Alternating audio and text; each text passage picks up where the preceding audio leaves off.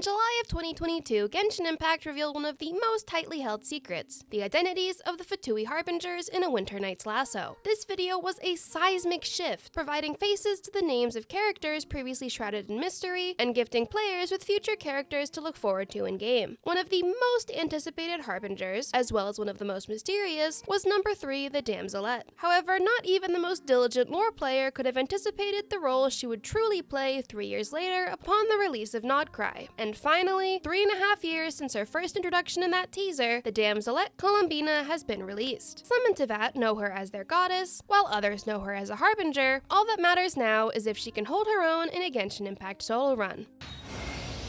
You can call me Columbina, or Kutar, or Moon Goddess. Whatever you prefer. I'm used to having many names.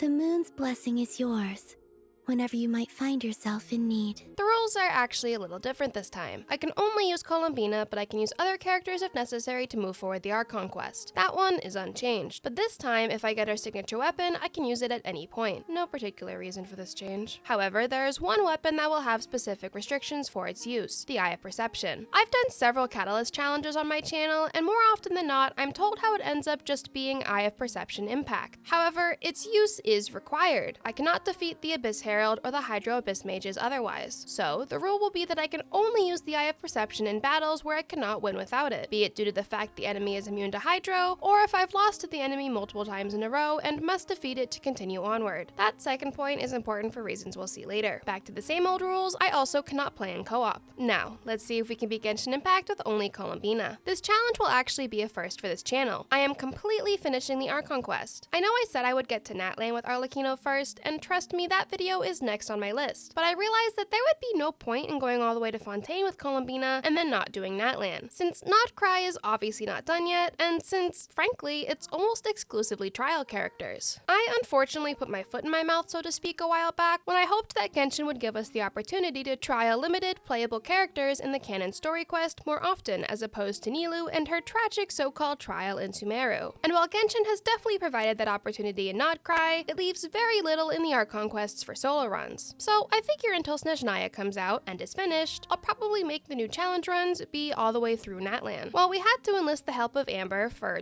the Amber's domain, we had no problem with Kaya and Lisa's domains, which allowed us to quickly complete Act 1. We need to reach AR 10 for Act 2, so let's go over the pros and cons of Columbina, both in general and from a solo challenge perspective. First, the pros. And there are plenty, despite it being a Hydro Catalyst challenge. One of Columbina's biggest pros comes from her connection to the moon itself. Teyvat does not have the same gravity levels as the moon, and so while she may walk normally on the moon, she instead floats across Teyvat. With this, she is the fastest character in Genshin Impact, especially going upstairs. This makes a huge difference in early game when your stamina is limited, since she doesn't even really need to sprint to move fast. And frankly, it's so much fun to move around with her. Additionally, Columbina is able to convert regular reactions to lunar reactions herself, meaning if she fights an Electro, Geo, or Dendro character, she can trigger lunar reactions, which also increases her own damage significantly. Dendro, however, becomes the most beneficial throughout this challenge, as triggering Lunar Bloom will collect up to 3 Verdant Dew. With this, she can use a charged attack to consume one of the Verdant Dew and deal Dendro damage, making the Eye of Perception far easier to go without early on. Also easy to work with early on is the fact she scales on HP. HP scaling characters are incredibly straightforward to build, especially with early artifact sets like Adventurer. However, in a solo challenge at least, this poses a bit of a problem the further we go into the game, as you can only get so far with HP alone. With the sheer amount of pyro enemies we see throughout the game, a Hydro character's lack of usefulness with mechanics is made up for tenfold. At least we don't see all that many Hydro Abyss Mages.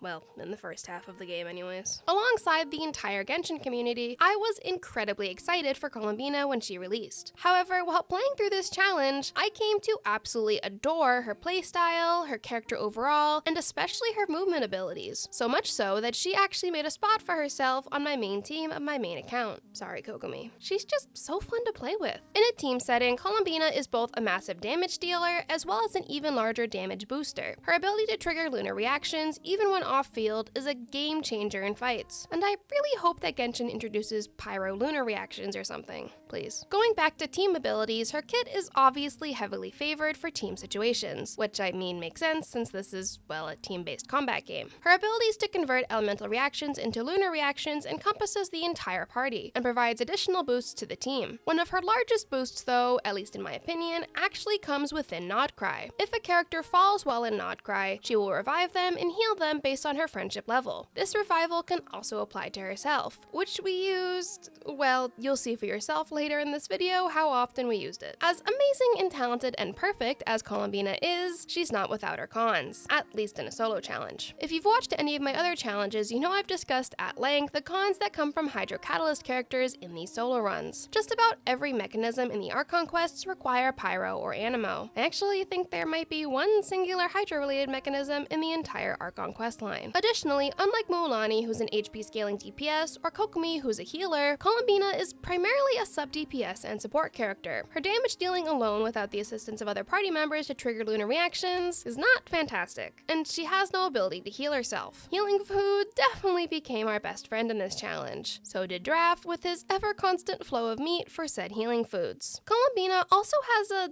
very odd problem with interruption. She's not particularly resistant to interruption, unless it's us trying to interrupt her so she can dodge. I was filming a large majority of this video alongside rerolling from my last video, which got me very good at dodging, and yet I found myself constantly getting flung around because Columbina dared not interrupt her song. I get it, I don't mind it, usually, but during this challenge it was definitely the most pressing obstacle, especially when facing more powerful enemies who could frequently take her out in one hit. Another con which we spent an unfortunate amount of time with was her boss, but we'll leave that for when we actually fight it. For now, we've reached AR 10, so it's time to begin Act 2. Also, for the record, since this will be going through all of the Archon quests, well, most of them, I'm going to be summarizing a lot more. My yaps will just be found more throughout while completing the Archon quests versus exclusively in the fights. Not to mention, I've done these first 3 nations in so many videos that you all know exactly how these Archon quests go. Diluc suggests we have to infiltrate the Fatui hideout to get the lyre back, and as a harbinger, well, if the enemy of my enemy is my friend, then I guess the friend of my friend is my enemy? Well, no, I don't think that's right, but we don't really have time to sweat the details because there's not really any noteworthy enemies in here except for the boss, who's a pyro enemy. So, again, not really any noteworthy enemies. Next is collecting the 3 tears, which would have been far easier if it could have been my tears that we collected, because I shed several throughout this video. Tears from rage, but that's basically what Dvalin did too, right? So like I mentioned, I've been doing a ton of recording over the last 2 months, and I will be doing a whole lot more. I really want to get my previous challenge videos completed sooner rather than later, mostly because every time I get a comment that says, when is insert challenge part 2 coming out, I die a little inside. And because I just hate not having videos going out. Plus, I really enjoyed streaming, but I can't stream and edit videos. Besides finishing my older challenges, what challenges are coming up? Well, I'll go into it in more detail later, but I have a few new characters coming out that I do want to do challenges with.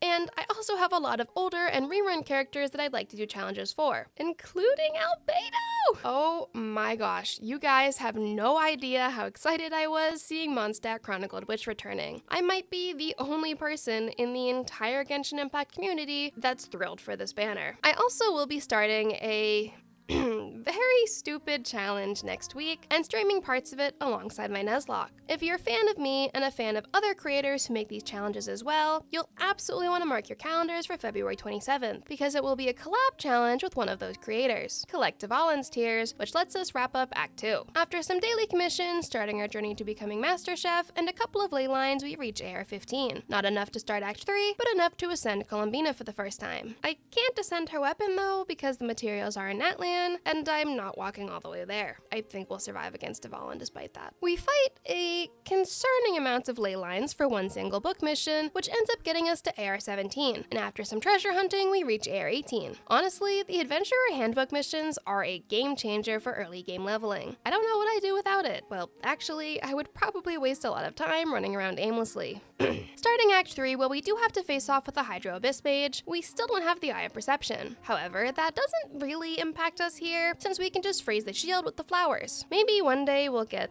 I don't know, lunar freeze or something. The good news is the only other abyss enemy we face in this act of the quest is a pyromage, and we have the Dendro Sand materials to help us charge our verdant dew, in case we need it for Dvalin or something. After breaking the 3 seals and having a typically terrible time with the minigame, it's time to take on Dvalin. So, as is tradition in my videos, what's Ren watching? I mentioned in my Enfield video that I finished Heated Rivalry, but it was only 6 episodes, and I needed something to binge. But I needed it in English so I could watch it while recording videos, since I do have to look between monitors. Well, I definitely could have just watched a dubbed anime or something. I actually started and finished Bridgerton. I don't know what kept me from watching it for so long. I could just never get into it, but for some reason, this time around, I was fully invested. I ended up completely catching up on it, and the second half of season 4 isn't going to be on Netflix until next week. So in the meantime, I've been watching the spin-off prequel Queen Charlotte. Overall, it kind of reminds me of life in my homeworld, so maybe that's why I'm enjoying it so much, but that's a story for another time. As for anime, I ended up benching a lot of my seasonal animes until they're fully released, because I really hate going from week to week. At the moment, I've only been keeping up with Tamon's B-side and the Holy Grail of Eris weekly, which, by the way, if you haven't watched that second show, you should. 10 out of 10. I ended up not really enjoying The Villainess is Adored, and I've decided to bench Dark Moon the Blood Altar until it's fully aired so I can properly binge it. I think that's all I've been watching. Honestly, I've just been really focused on working, so I haven't had much time to watch stuff. Oh well. With Dvalin defeated, it's time to return to Mondstadt to...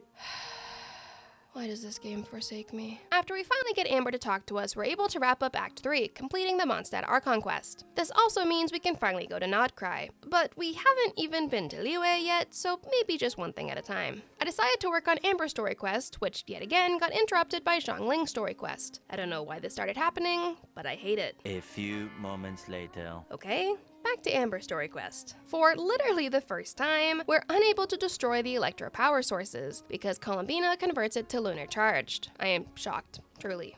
No pun intended. Less surprising is she can't reach all the platform enemies. She had some luck, but otherwise pretty awful aiming. I mean, come on, this looks like it should hit enemies, right? Oh well, that's why we have Amber. With Amber's story quest complete, it's unfortunately time for Razor's story quest. I say unfortunately because now we have to face the Hydro Slimes. Luckily, the Cryo Flower defeated the large slime, albeit slowly, and the Lunar Blooms were enough to defeat the smaller slimes, triggering the cutscene and starting Razor's story quest. The fight with Andreas is the absolute definition of slow and steady, which lets us complete Razor's story quest, even without the Eye of Perception. Eventually, we reach AR 23, meaning it's time to begin Act 1. I've heard he has a good relationship with his family. They go camping together and have barbecues by the lake. Sandrone says he's the harbinger who lives most like an ordinary person. I don't really understand ordinary people, but that kind of life sounds nice to me. Also, a quick note, the week that I'm uploading this is full of cultural and religious holidays. So, Happy New Year, Happy Lent, and of course, Ramadan Mubarak to everyone. I think it's so cool how they all fell around the same 2 days, especially since all of them vary on when they occur. And if you celebrate none of those holidays, well, happy late Valentine's Day and happy early spring, because that alone is worth celebrating. Fun fact, there is a Hydro Catalyst who can do this without help.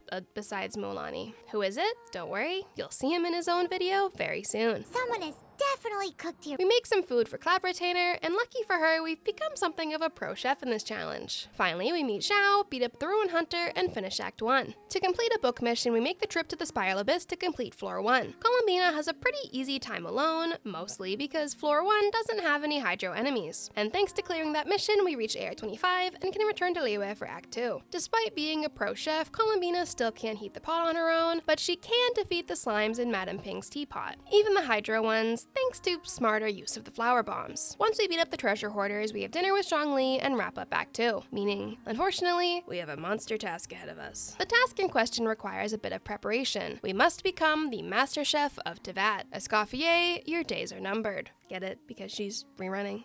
Never mind. After making enough food to fuel an army, it's time to introduce one of the biggest obstacles in this challenge.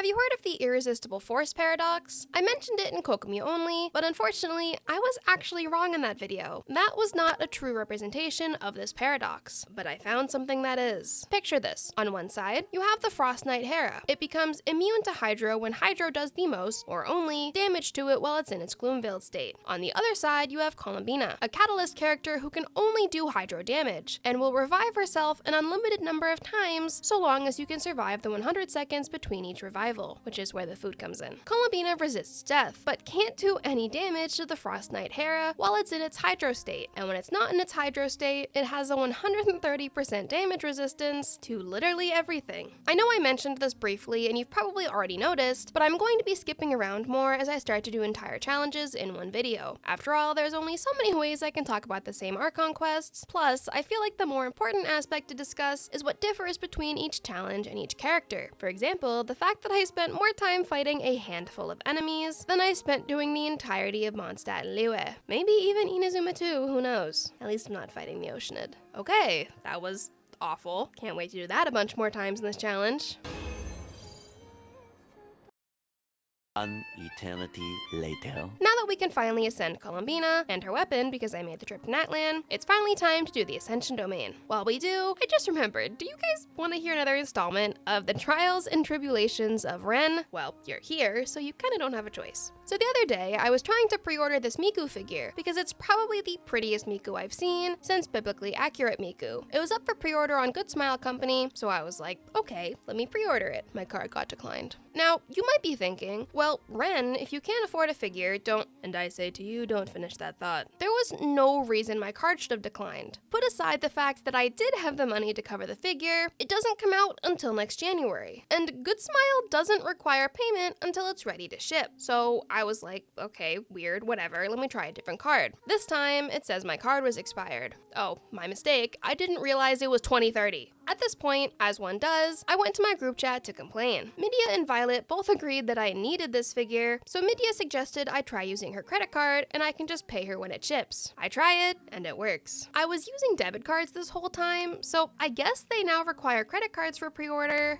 but did they announce that ever? Like, if I missed the memo, that's on me, but I don't think I ever saw that. Not to mention, I've pre-ordered on Good Smile with my debit card before and never had an issue. Anyways, that was my humbling of the week, but now she is pre-ordered and I am thrilled. Maybe one of these centuries, I'll start making figure unboxing videos on TikTok, because that's probably my other passion besides gacha games. Though, saying two of my passions in life are anime figures and gacha games, that might be more humbling than any experience I could ever talk about. Regardless, we have an insanely cool freeze frame upon completing the Ascension Domain, and after a few days of daily commissions and some exploration, we reach AR28, meaning it's time to start Act 3. Despite being impacted by gravity and Teyvat differently, Columbina still cannot float across to the platform, so we'll borrow help from the Traveler. In my attempt to get the Hydro Slime for Paimon's recipe, I realized there's a Dendro Slime close by. While one round of using Columbina's Verdant Dews wasn't enough to defeat the slime, as long as we keep bullying the Dendro Slime over here, and don't let the Hydro Slime take the long road back to its original spot, success! Who needs the Eye of Perception anyways?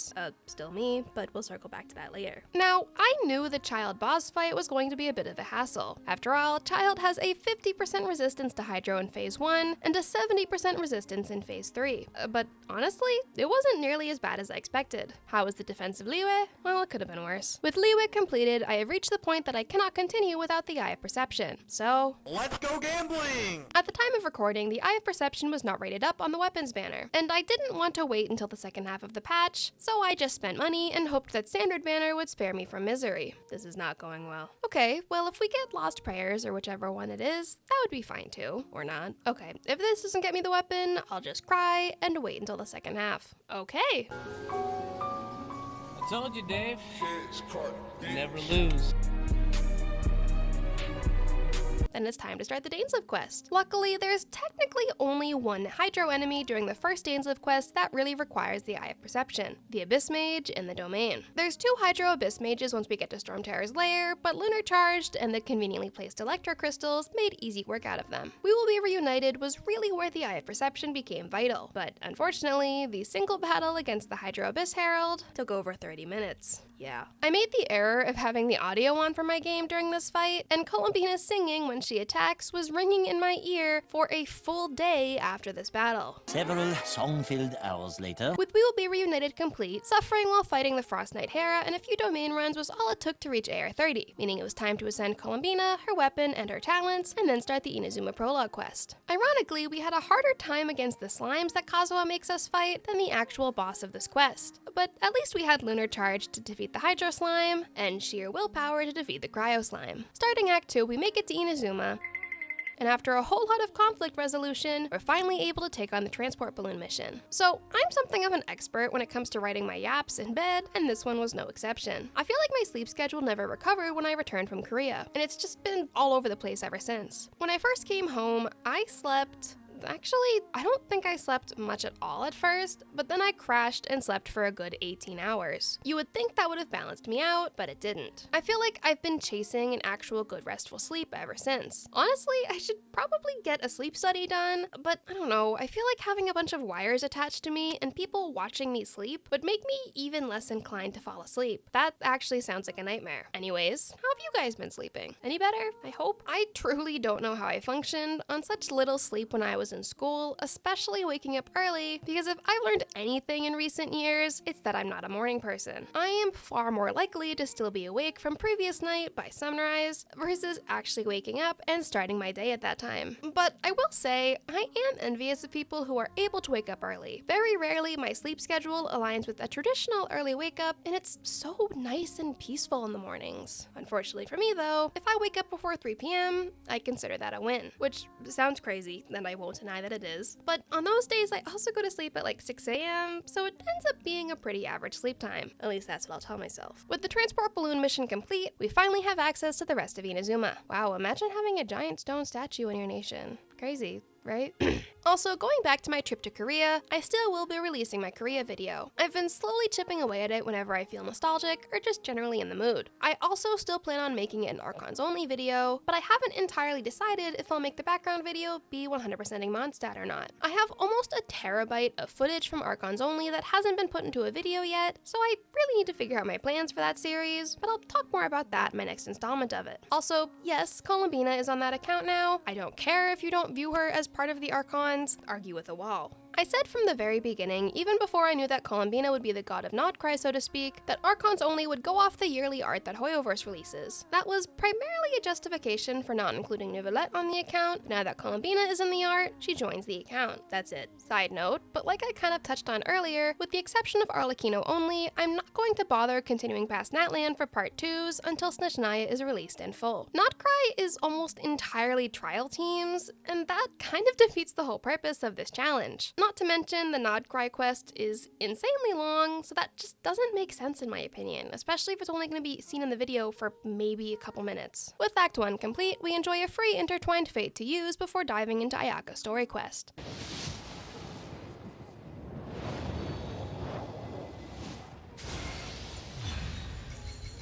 Well, I don't really know if this benefits Columbina at all in a solo run, but it's a beautiful weapon, so I don't care. Starting Act 2, our fight against the Shogun is kind of what you expect. Not bad. Not bad, but not good. Yeah. More importantly though, after we rescue Teppei, we finally get to see Goro. Thanks to help from Kujo Sara, and Raiden, I guess. We complete the archery demonstration, so now it's time to show our power at a fight of honor, which, per usual, is more time spent in the cinematics than the actual fight. With Act 2 complete, we move straight into Act 3. Despite the fact that Columbina can trigger Lunar Charged, we still needed help from Lisa to light these electro monuments. Oh well. Going back to my inability to sleep properly, swinging the pendulum in the other direction, I made a very crazy mistake while editing my last video. So I was working basically non-stop to finish it, and to survive, I was drinking my Monster Rehabs like it was water. To set the scene, it's 3 p.m., I decided to get a pick-me-up in the form of a large iced coffee from Dunkin' Donuts. That's apparently 400 milligrams of caffeine. After I finished, I had a monster. Now, the monsters that I drink are a little better for you than the normal ones because they're tea-based, but it's still 160 milligrams of caffeine. Flash forward a few more hours, I started getting a migraine from looking at my screen for too long, and I took some Excedrin. This is where the mistake came in. I completely forgot that migraine medicine contains caffeine, and then I drank another monster. I did the math, and I ended up having like 1,200 milligrams of caffeine between 3 p.m. and 1 a.m. The daily recommendation is no more than 400. Oops. Ironically, the only sort of reaction I had from that amount of caffeine was shaky hands for maybe 10 minutes. And then I was fine. Is my caffeine intake killing my sleep? Maybe. Is it going to change anytime soon? Probably not. The good news is apparently I am highly tolerant of caffeine, so at least there's that. To be fair, I've also been drinking large iced coffees since high school, so that probably played a role. I think the biggest tragedy about all of the recently released Harbingers, well, Columbina and Arlecchino, is the fact they don't have any voiceover lines about Scaramouche. Personally, I think they should have had voice lines, at least until the player completes Inversion of Genesis, but hey. That's my opinion! One of the pros of Columbina's skill in particular is the fact it works incredibly well in enclosed spaces like the Cujo clan fight. I half expected some struggle in this fight since it's only physical damage and I can't trigger any lunar reactions, but honestly, it went pretty well. If metamorphosis ends in one's wings being engulfed in flame, perhaps remaining in the cocoon is how one survives. But I doubt Rosaline ever considered making that choice. Or perhaps she had determined her own end from the very beginning. Whether it was love, hate, or a simple dance, she gave her whole self to her pursuits and left others to sing her dirge after her departure. So you may be wondering, Ren, what's the current agenda for future challenges? I know I went into it vaguely at the beginning of the video, but now we can go into it in a little bit more detail. And I can't guarantee everything will happen exactly as I plan it, because when does it ever? But I can kind of give a rough concept of my plans. Like I mentioned earlier, I plan to start rapid fire releasing part 2 of my challenges, starting with Mulan, Wanderer, and Farina. I also intend to release Kanich as a full challenge like this one, since I have to redo his entire challenge anyways. As for the new challenges, Neuvillette will probably be the next new Genshin challenge video, along with Varka at some point. I don't think they specified if Chronicled Wish will occur in the first or second half, but whenever it happens, I will also be getting Albedo for his solo run. Besides all of that, I will be continuing my Nuzlocke and the collab challenge I mentioned earlier in the video. Any guesses on who it's with? Obviously, the next video I plan to put up, though, is Arlecchino only. That is my #1 priority. Dan Heng only will also be out soon, but now is a full challenge since Imbibed Lune was given out for free. I also have an idea for a challenge that'll be exclusively in shorts format, but we'll see how it ends up going. To be expected, Columbina didn't have much of an issue with Signora, but surprisingly, she didn't trigger Lunar Charged once with Raiden. Maybe that isn't a surprise to the rest of you, and I'm sure I'll get at least one comment saying, well, actually, but it's a shock to me. Get it? Shock? Sorry. With Inazuma complete, it's time to head to the chasm. And man, this was not a good time for me. Requiem of the Echoing Depths in its usual playthrough is around 45 minutes long, maybe an hour if you let it autoplay the dialogue. This took me 3 hours. Why? Well, a few reasons. Now that we're at a higher world level, the Hydro Abyss Herald has a higher HP, and so does the shield. And after spending an entire hour chipping away at the shield,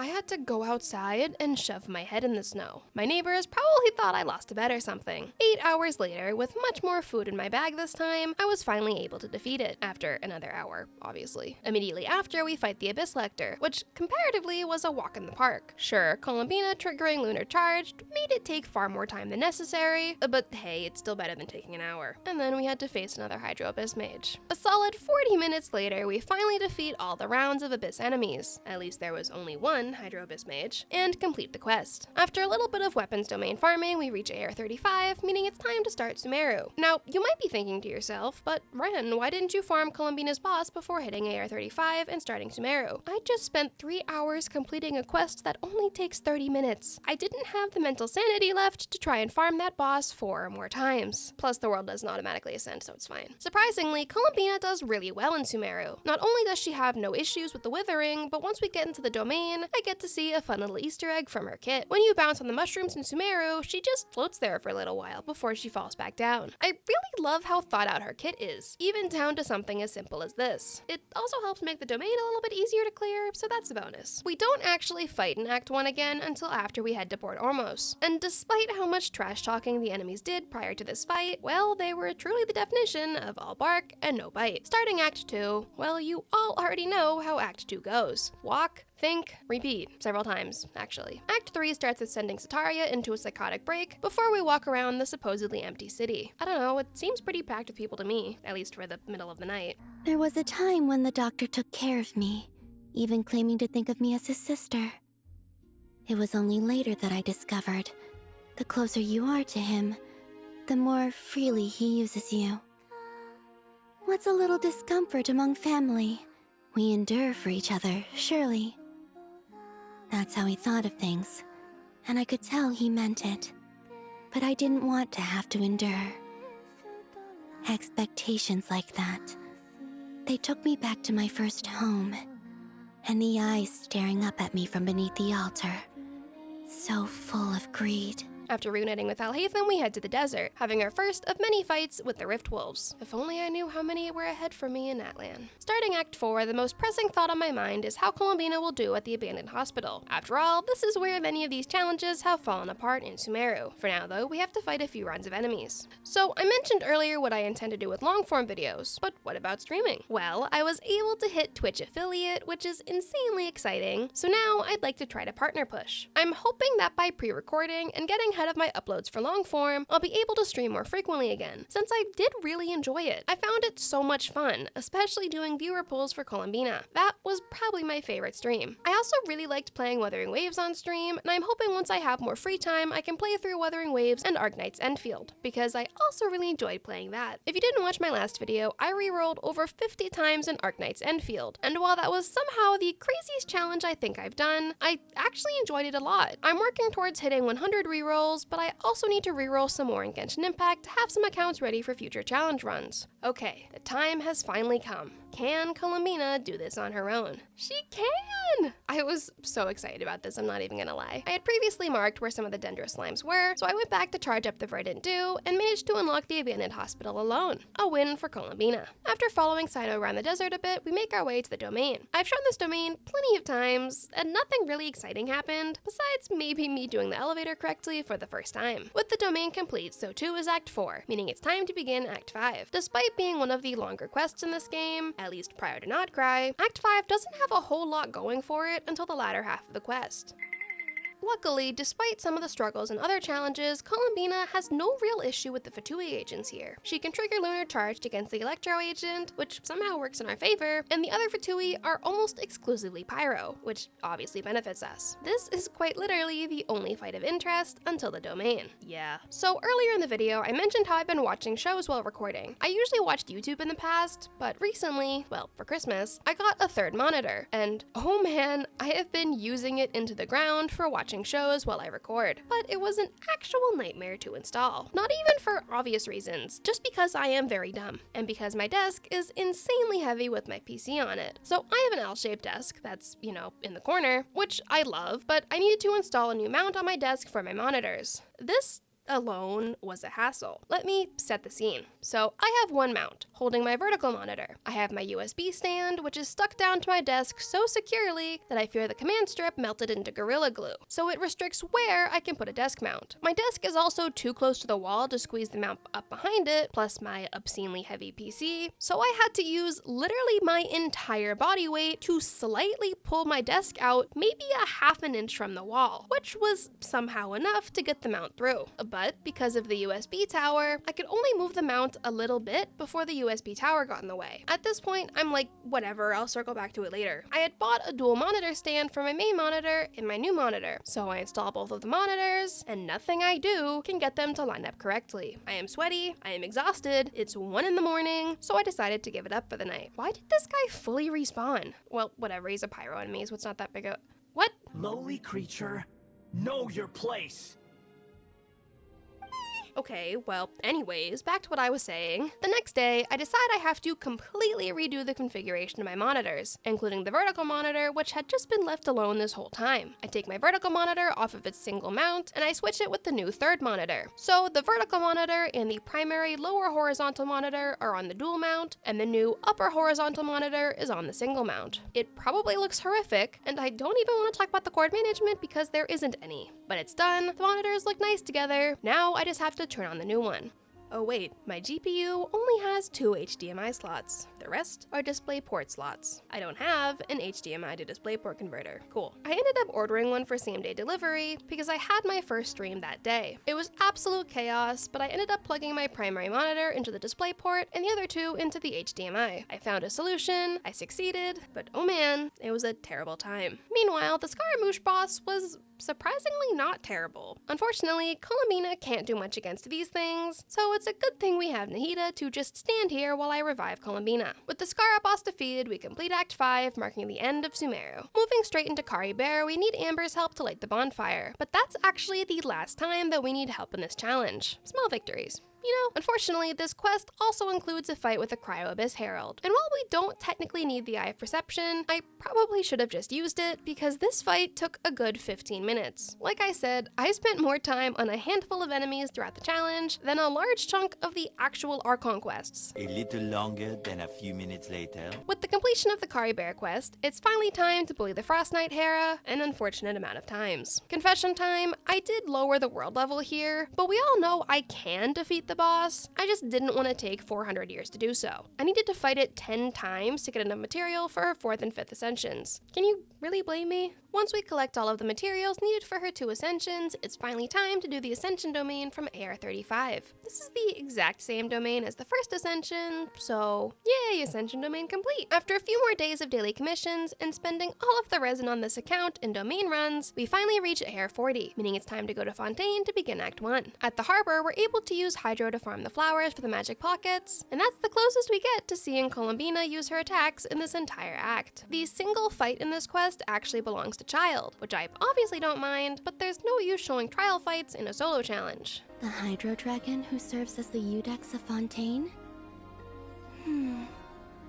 Another dragon who puts people in prison.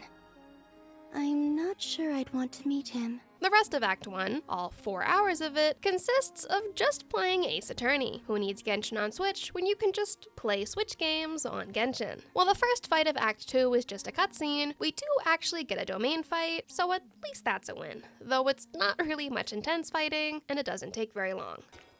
Oh Lord. Again.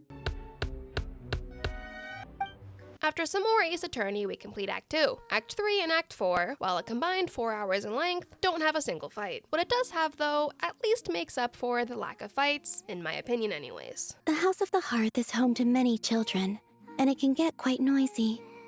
The first time I heard them call Arlecchino father, I thought it was a rule that had to be followed there. So, the next time she passed by, I used that title as well. That's when I learned just how quiet the House of the Hearth could become. We get to see Arlecchino. Starting Act 5, there's really not much to do until the domain, but hey, it's better than nothing. So you might be wondering what encouraged me to start doing my challenges in one single part. Well, there's actually a few reasons. First, I originally planned on only making this challenge go to Fontaine. Knowing how long Natlan and Notcry are, I figured it would be easier to just do a part 2 with those two. However, I realized that there are virtually no non-trial fights in Notcry. Now, I will be honest, I haven't actually played Notcry yet, so I wouldn't know firsthand, but if that is the case, 12 hours or more of playtime to just not see the solo character feels like a huge waste of time to me. And if I'm not bothering with Notcry, at least for now, what point would there be in waiting with Natlan? While I spent a long time not wanting to do nations before Arlecchino's video, I realized that there's really no reason for me to do that. Besides, Arlecchino will be the next video, and I won't go into heavy detail of the story within this video, so I think it's fine. Another reason was honestly very simple. I've gotten better at multitasking and recording while doing or watching other things things, and I really hate the amount of part 2s that I've piled onto my workload. To be honest, when I first started my channel, the part 1 and part 2 split was pretty much the best I could do, since it took me a super long time to write scripts, edit, and record. However, the more that I've done these challenges, the better I've gotten, and the easier it is for me to make the entire challenge into one video. I mean, honestly, this entire script was written in a single day. I've overall improved a lot in my workflow and my work speed, and I think with that in mind, it's a lot easier for me to be willing to do the full challenges. So yeah, going forward, new challenges will be Mondstadt through Natlan, and after Arlecchino only and Natlan releases, I will turn that series into a single challenge video as well. With the domain complete, our final task in Fontaine is the Narwhal. Honestly, I had a much easier time than I expected. The Narwhal has a 70% hydro resistance, while Not Surology has a 70% electro resistance, so I thought this would be a huge struggle. But maybe it's nerfed in the Archon Quest fight? I don't know. Regardless, shout out to Nouvellette for giving us some Arca power to shorten the length of this fight. Much appreciated. With Act 5 complete, we return to Sumeru to begin Bedtime Story. And remember at the beginning of the video when I was going over the rules and mentioned that I can use the Eye of Perception against enemies not immune to hydro if I've been defeated multiple times and need to defeat the enemy to continue the quest? Flashback.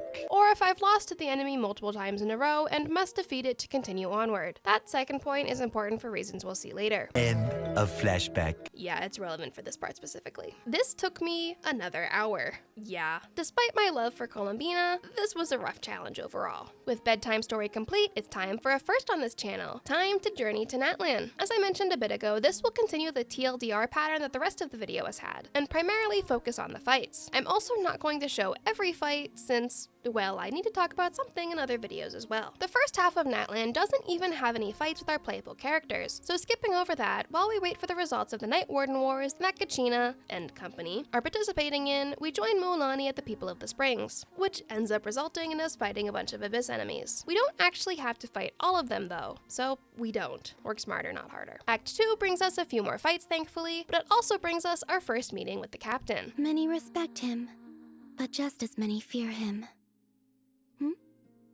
Is that too confusing? Well, you see, creatures accustomed to living in darkness will never choose to get close to the light. It's too dangerous, for light would only lengthen their own shadow. So despite the fact that Arlecchino only will be the next video, I actually did not finish Natlan on my main account until the time I was filming this video. I basically finished Act 3 on my main, then I finished it on Columbina, then I did Act 4 in the interlude on my main, and then I did it on Columbina, so on and so forth. Arlecchino at the time was still around midway through Act 3, but by the time you're seeing this video, I probably already finished it. I gotta say, I loved Natlan. However, I am not going to lie, I bawled my eyes out a few times. The war was as depressing as I expected, and I legitimately spent the entire time fighting the Abyss enemies through my tears. I think Natlan was probably my favorite story-wise so far, but I obviously haven't played Nodcry yet, so that will probably change, but for now, it was top tier. Act 3 was probably the point that I really started to notice that Columbina began to struggle, which, I mean, to be fair, is probably in part due to the fact that she doesn't have an artifact build. One of the toughest parts of these solo runs, at least in the second half, is the fact that artifact farming is virtually impossible. I mean, to be fair, artifact farming is kind of awful in general in the AR40 zone, but only having one character makes it a lot more frustrating. Sure, having a good artifact build isn't really expected of these solo runs, but when it comes to characters like Columbina who scale on HP, there's only so many 4-star HP artifacts you can give them before you start noticing the gap, especially since with higher world levels, the enemy's HP increases as well, and so do their attacks. I think the most unfortunate part of Columbina's revival perk is the fact it's only usable in Nodcry. I mean, obviously it would be insanely OP if it was anywhere in Teyvat, but it ended up only being really useful during her boss fight. I guess it's better than nothing though. Starting Act 4, we infiltrate the domain to track down Auroron and the captain, and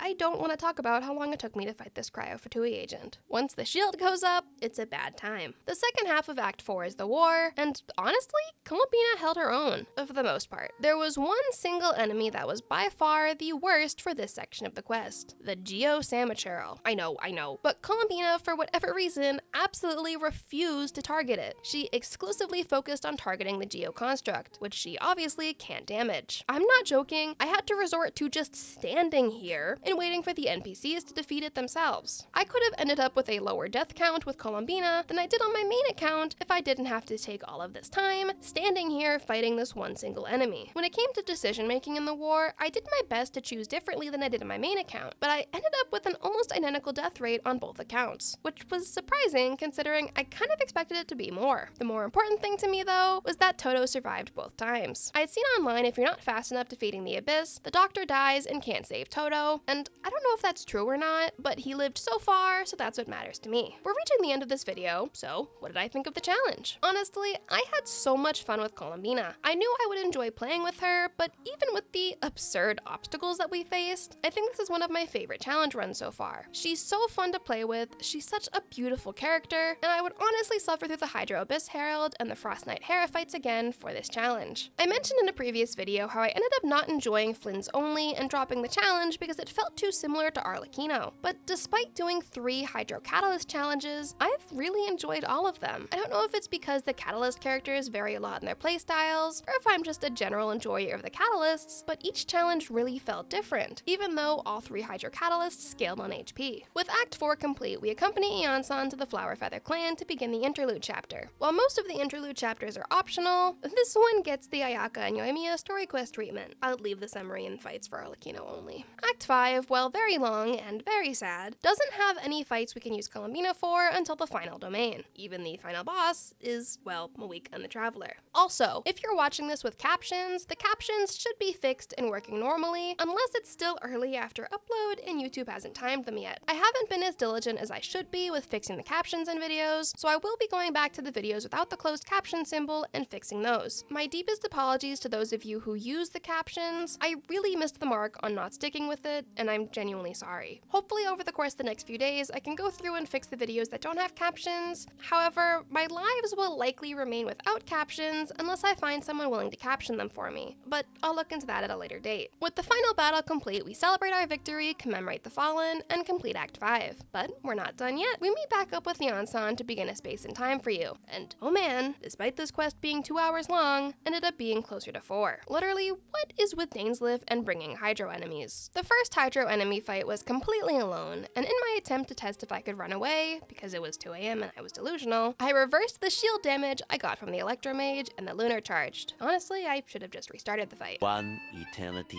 later. After a literal hour of chipping away at the shield, we face another Hydro Abyss Mage.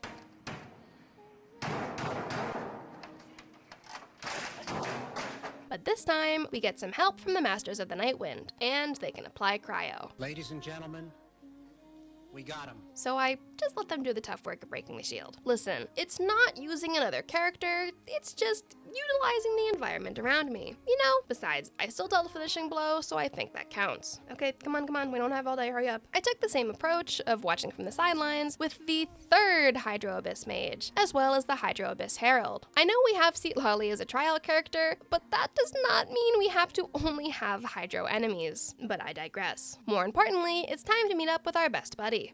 Dainsleif! However, my joy for meeting up with Dainsleif was short-lived. He still isn't voiced. Tragic. Even worse, Dainsleif brings us to Ochka Natlan. My word, this quest overall was honestly a nightmare. The first enemies weren't terrible. We had a Pyro Abyss Mage, a Cryo Abyss Mage, some Abyss enemies, and a Pyro Abyss Lector. Unfortunately though, this was the least of our problems. Not only do we have more Abyss enemies, and an Electro Abyss Lector who moves around far more than he did in the Chasm, but even after all of that, and a bunch of Rift Wolves, we have a Cryo Abyss Mage, a Hydro Abyss Mage, and an Electro Abyss Mage. I didn't even get a chance to figure out a game plan before being knocked out 3 times. Instead of using the Eye of Perception, I decided to utilize something far better, Dainsleif. In this quest, we're finally able to fight alongside Dainsleif. Sort of. He's basically like having another elemental skill, so again, I count this as just using the environment. Unfortunately, that wasn't even the boss of this quest. We still had to face off with the Inquisitus Baptist, and at this point, I had to use Dainsleif, because when the enemy enters its cryo state, I couldn't even do any damage to the shield. To be fair, this is Dain's mortal enemy, not mine, so he should be fine doing the heavy lifting. You know, with this, we finally finish a space and time for you, marking the end of Natlan and the end of this challenge. The first completed challenge on this channel. It only took 2.5 years.